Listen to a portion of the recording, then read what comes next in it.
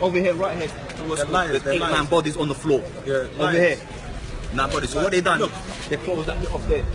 They're hiding stuff, bro. They're hiding stuff. You know why? I've got a friend who works for the fire brigade here in Ladbroke Grove, yeah? Yesterday on the phone, he said they found about 42 bodies in one room, all hiding together. No one knows that.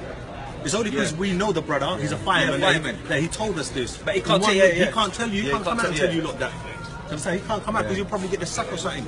But they said they found 42 bodies in one room, bro.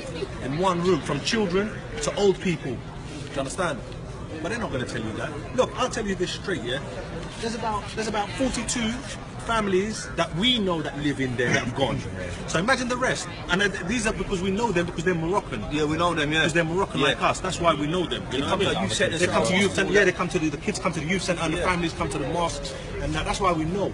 But they're not letting you. They're not telling you all that. They're not telling you the truth. They're not telling you the truth. But you know what they said? And that's the worst thing about it, not having the truth. Said everyone there, no one died by getting burned. Everyone died first because of the smoke, inhaling the smoke. We got one about a family, the girl. They bring her out. They took her to the hospital. She's in a coma. Yeah, because of the smoke. One of them, they started blood coming out from her nose. Yeah, blood coming out from her nose. If you don't want the real story, you have to go to the people that live here and know people here. We was here in the beginning. You understand? You got to go to the people that were coming out of the mosque and running up the building, and the police stopping them from going up the building, and yet they still went up there and got people out. You understand? There was disabled people. There's disabled people on the highest floors. You need to know people that live here. When we ran down the disabled guy, it was him, his wife, and his 3 kids. He came out, he was disabled. He said, I don't know how I made it from the other floor. He came out, we took him to the rugby club. After that, they put him in a hotel. We went to see him in the hotel. He said they've given us no food, no water, no clothes, no time, nothing for 2 days until we went there and we gave him. Do you want to hear something? Do you want to hear something else funny? You know the water on the top floor stopped working.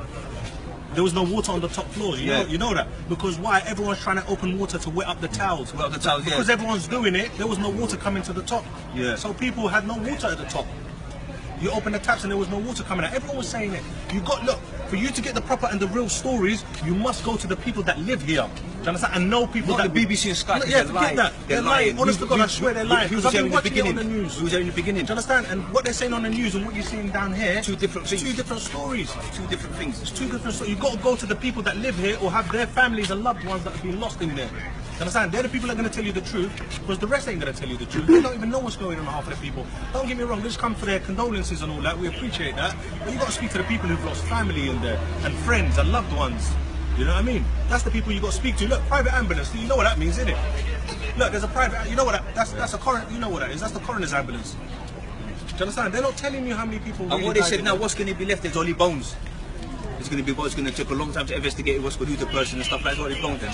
Yeah, identify. And they're telling me for £2 extra, which would have cost £5,000 all in total for the new for fire-resistant cladding for the whole building, just an extra £5,000. And you know, to put a sprinkler system in, it would have cost 200 grand. They gave them 10 million to do that. So, and they only spent 8 million or something like that. So where's the 2 million? Got someone's pocket.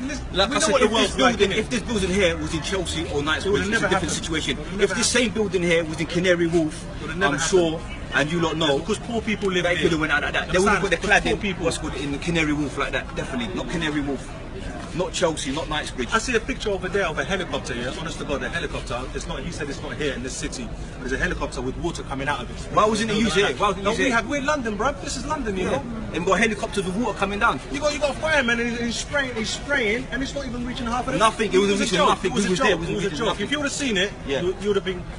It's got to be more than this. You need more than this. We're in the UK, man. We're in the UK. Come on, man. And in London, bro. And in the richest borough in the UK. In Europe, they said Europe. This is the richest borough. Let me tell you about something about this borough. This borough here, if you're broke, if you ain't got enough money, this is what they do to you. Like what they done to us. They ship you out to Barking and Dagenham and outside Ilford and them places there. You understand? That's what they do. At the moment, this is my borough, but I don't even live in this borough because they ship me out. Yeah, they're getting all the poor people out of here.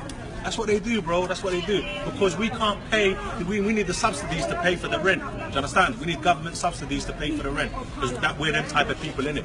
They said that building was an eyesore. My whole life I lived here, bro.